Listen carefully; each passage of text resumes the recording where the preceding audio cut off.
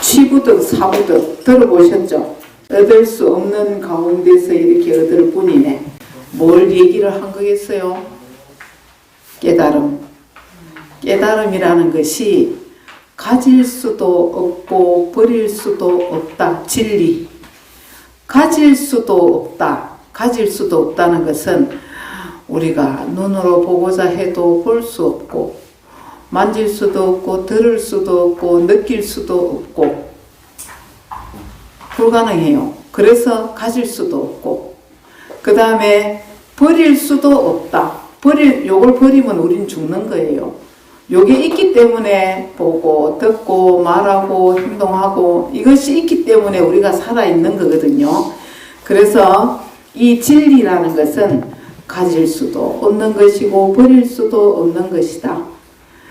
그런 가운데에서 얻을 수 없는 가운데에서 또 이렇게 얻을 뿐이네. 우리 이 마음자리는 예를 들면 이제 어디에다 비유를 많이 하느냐 하면은 허공에다가 비유를 많이 해요. 허공은 어떤 사람이 허공이 두려워서 달아나도 허공을 벗어날 수 있습니까? 허공을 벗어날 수 없잖아요. 우리 마음자리가 그렇다는 거.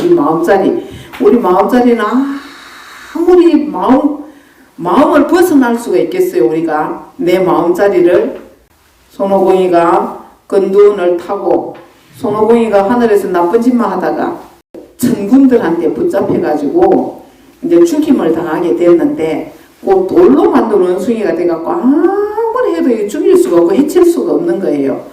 그래가지고 저 서역에 석가모니라는 사람이 능력이 있다는데 그 사람한테 부탁을 해보자 해갖고 서육이 나오잖아요. 그러고 이제 석가모니 부처님한테 손오공을 맡기잖아요. 그래 이제 석가모니 부처님이 네가 내 손바닥 안을 벗어날 수 있으면 너를 살려줄게. 그랬는데 이제 아이고 내가 그걸 못할까봐 그러고 손오공이가 건두운을 타고 그 타고 다니는 구름 있잖아요. 구름을 타고 이제 지가 세상 끝까지 갔다고 생각을 하고 그 끝에다가 딱 표시를 하잖아요. 표시를 해가지고 내가 손바닥을 벗어나서 세상 끝까지 왔다 간다는 표시를 딱 해놨는데 나중에 보니까 그게 부처님 요 가운데 손가락 끄트머리로 손가락을 못 벗어나는 거예요. 그래서 우리가 이 진리 깨달음이라는 것은 늘 우리와 함께 있고 벗어날래야 벗어날 수가 없다. 바로 지금 이 자리다. 그런 뜻입니다. 바로 지금 이 자리. 내가 지금 말하고 보고 듣고 하는 모든 것이 이 진리, 불성, 열애장이라고도 하고 열애라고도 하죠. 이것이 아니면은 우리는 지금 보고 듣고 말하고 느끼고 아무것도 할 수가 없는 거예요. 그래서 취부득 사부득이에요. 가질 수도 없고 버릴 수도 없다. 분명히 나와 같이 이렇게 있고 나를 움직이게 하고 말하게 하고 행동하게 하고 다 하는데 볼 수도 없고 느낄 수도 없고 잡을 수도 없는 것이다. 내가 말하고 행동하는 가운데 드러날 뿐이다. 그래서 우리 그 수심길에서 그런 얘기 나와서 성제작용. 이 진리라는 거는 작용하는 가운데 있다. 성품이라는 것, 성제작용. 성품이라는 것은 작용하는 가운데에서 우리가 알 수 있는 것이지 이것을 따로 어떻게 보고 듣고 잡고 느끼고 할 수는 없는 것이다. 그래서 이제 그냥 바탕이라고 생각을 하면 돼요. 바탕. 나의 모든 성품의 바탕. 나를 살게 하고 움직이게 하고 말하게 하고 하는 이 바탕 작용. 그렇게 이제 생각을 물론 생각으로서 가다할 수 있는 자리는 아닌데 그렇게 이해를 하고 계시면 나중에 이제 접근하기가 좀 쉬워집니다. 그래서 취부득 사부득이 취부득 사부득. 가질 수도 없고 버릴 수도 없으니 얻을 수 없는 가운데 이렇게 얻을 뿐이다. 그래서 이 깨달음의 자리라는 것은 작용하는 가운데에서 우리가 모든 이 우주 삼라만상의 모든 작용이 성품의 작용이다. 진리, 불성의 작용이다. 이렇게 얘기를 할 수가 있습니다. 침묵할 때 말하고 말할 때 침묵하며 크게 베푸는 문을 여니 옹색함이 없네. 침묵할 때 말하고 우리가 말과 침묵이 보통 다르다고 생각을 하는데 말과 침묵은 같은 거예요. 우리가 입을 딱 다물고 있는다고 해서 말을 하지 않는 게 아니고 그렇죠? 입을 다물고 있어도 막 오만 생각이 일어나잖아요. 그래서 말과 침묵은 같다. 말과 침묵이 같다는 것은 여기 이제 양변이 없다는 뜻이에요. 양변. 어떤 양변이냐 하면 우리가 말하는 가운데 침묵이 있고 침묵하는 가운데 말을 느낄 수 있잖아요. 그렇듯이 우리가 살아가는 이 삶이라는 가운데 죽음이 있어요. 우리는 살아가지만 이 살아간다는 건 뭡니까? 죽음을 향해 끝없이 가는 거잖아요. 우리의 삶 가운데 죽음이 있고 그 다음에 움직임 가운데 머뭅이 있고 머문 가운데 움직임이 있는 거예요. 그래서 우리가 나다, 너다, 있다, 없다, 좋다, 싫다 하는 이 상대적인 이 관념, 개념이라는 것은 원래 없는 것이다. 선과 악도 같은 것이고 부처와 마구니도 같은 것이다. 이제 제가 여러분들한테 이 공부를 이렇게 하면서 염려되는 게 뭐냐 하면 우리가 이제 깨달음의 자리를 얘기할 때 선도 없고 악도 없다. 좋음도 없고 나쁨도 없다. 죽음도 없고 삶도 없다. 이런 얘기들은 깨달음의 분상에서 하는 얘기들이에요. 그리고 깨달음의 직전에 있으면서 깨닫지 못하는 사람들을 위한 방편의 말이지 아무것도 모르면서 아이고 삶도 죽음도 없고 뭐 선도 악도 없고 뭐 아무렇게나 살아도 되겠네. 그거는 아니라는 거예요. 그건 아니에요. 우리가 산은 산이고 물은 물이다 했을 때도 이제 그 산은 산이다 물은 물이다 하는 게 옛날 조사 스님들 어록에 나와요. 어록에 나오는데 그 보면 어떤 내용이냐 하면은 한 스님이 내가 산은 산이고 물은 물인 줄 알았는데 공부를 하다 보니까 산은 산이 아니고 물은 물이 아니더라. 근데 더 큰 공부를 하고 보니까 산은 산이고 물은 물이더라. 대신에 깨닫지 못했을 때 산은 산이고 물은 물이다 했던 거 하고 깨닫고 난 뒤에 산은 산이다 물은 물이다 했던 거 하고는 천냥기 차이다.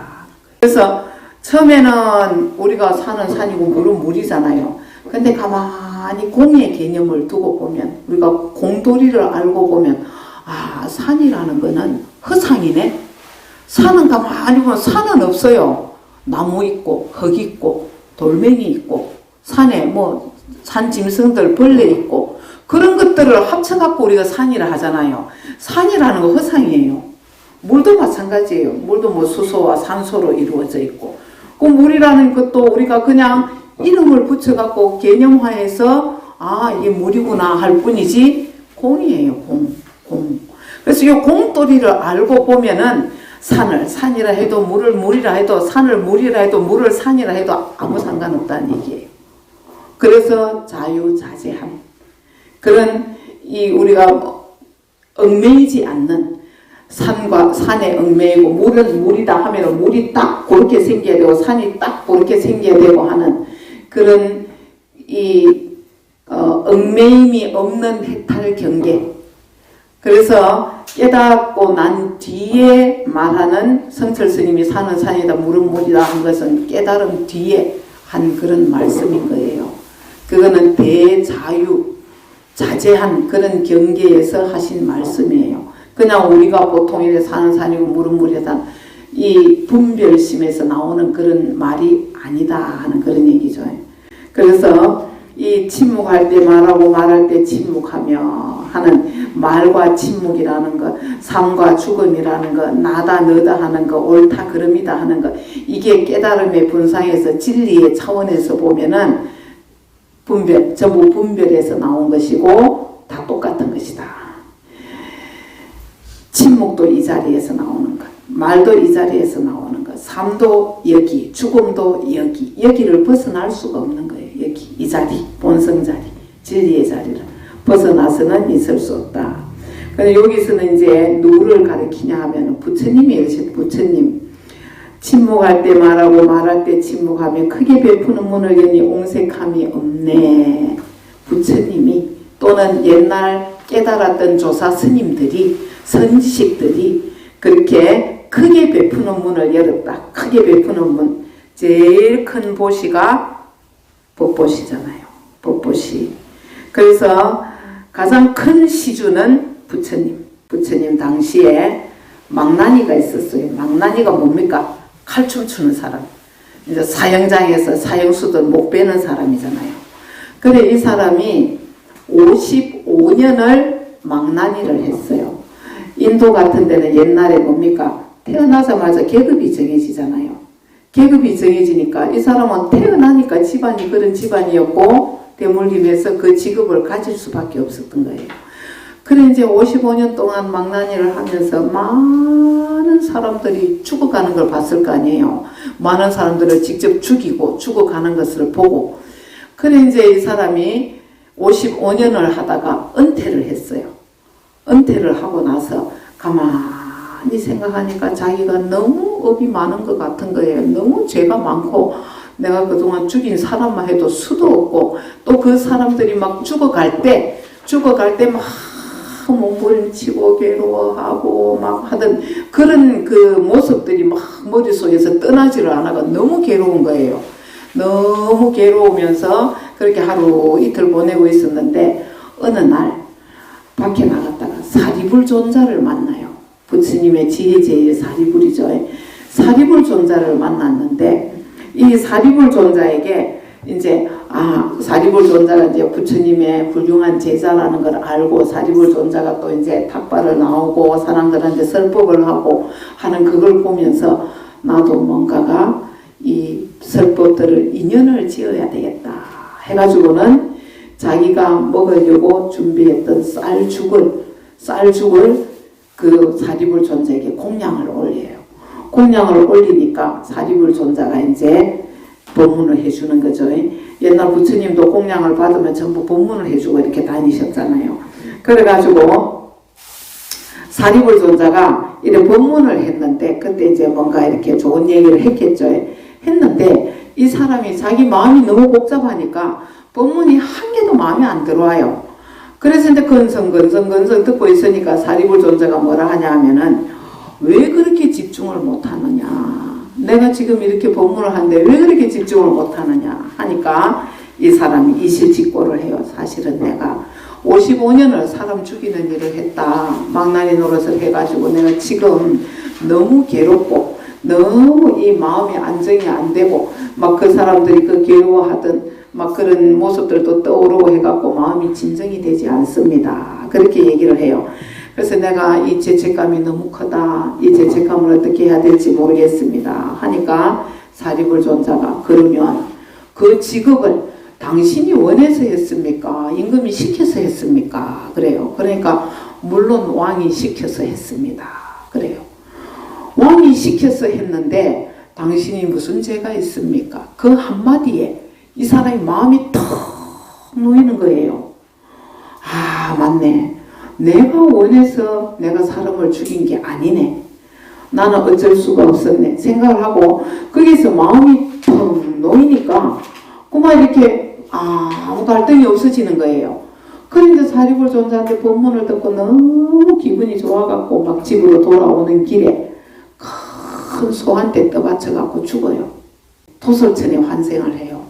그래 이제 나중에 이제 사람들이 막 부처님한테 가갖고 부처님한테 얘기를 해요. 부처님 그 망나니 노릇했던 그 사람이 사리불 존자한테 공양 올리고 사리불 존자 법문을 듣고 길 가다가 소한테 떠받쳐갖고 죽었답니다. 그래요. 그러니까 부처님께서 딱 관을 해보시고 그 사람은 도솔천에 태어났다. 그래요. 아니 그렇게 죄 많은 사람이 어떻게 도솔천에 태어납니까? 그러니까 부처님께서 뭐라고 말씀하시냐면 그 사람은 사리불 존자의 법문을 듣고 자기의 죄책감을 다 내려놓고 죄책감에서 해탈했다. 죄책감을 벗어났기 때문에 하계로 떨어질 이유가 없다는 거죠. 그래서 도솔천에 환생을 했다. 뭐가 중요합니까? 뭐가 제일 중요해요? 죽을 때 내 마음가짐. 내 마음. 업이라는 거는 내 생각이 만드는 거예요. 물론 우리는 이 우주는 연기의 법칙, 인연의 법칙에 의해서 자연적으로 흘러가요. 흘러가는데 내가 그것을 붙들고 괴로워하지 않으면은 그게 해탈인 거예요. 그게 우리가 죽기 전에 내가 어떻게 하지? 죽기 전에 아이고 저 자식을 어떻게 하지? 내 저 재산을 어떻게 하지? 저 미운 놈을 어떻게 하지? 죽을 때 그 마음을 못 내려놓고 죽으면은 그 고리가 이어지는 거예요. 그래서 윤회를 해요. 우리 마음이 윤회를 만드는 거예요. 내 생각이. 생각이 윤회를 만드는 것이지 없어요. 윤회라는 것은. 그래서 깨닫고 나면은 해탈을 한다는 말이 그 말이에요. 노연한다는 말이에요. 내가 내 생각에서 벗어나고 내 고통에서 벗어난다는 뜻이에요. 이렇게 보니까 뭐가 제일 중요해요? 이 사람이 만약에 사리불 존자의 법문을 듣지 않았더라면 못 벗어나잖아요. 그러니까 법보시가 제일 중요하다는 걸 부처님이 말씀하시는 거예요. 법을 알려준다는 것은 그 사람을 지옥에서 구제를 해주는 거고 그 사람을 윤회에서 구제해주는 것과 같다. 그런 뜻이에요. 그래서 이 법문이 굉장히 중요하다. 그렇게 말씀을 하시는 거예요. 그래서 여기에서도 크게 베푸는 문을 여니 옹색함이 없다는 거. 법문, 법보시를 얘기하는 거. 법보시. 건강경에도 나오잖아요. 건강경에도 수보리한테 부처님이 테란스파 그 팔구중생, 구류중생 나오잖아요. 구류중생. 어떻게 하든지 구류중생을 제도하는 법을 설해갖고 구류중생을 제도하는 것이, 제도해야 된다고 수보리와 부처님의 대화가 나오잖아요. 그렇듯이 이 법보시, 법을 알려주는 것. 이게 가장 중요하다. 우리 부처님은 뭐 법문법, 법보시뿐만 아니라 모양복을 지으셨죠. 몸으로 하는 그런 보시도 굉장히 많이 지으신 분입니다. 자, 그 다음에 82번째 개송입니다.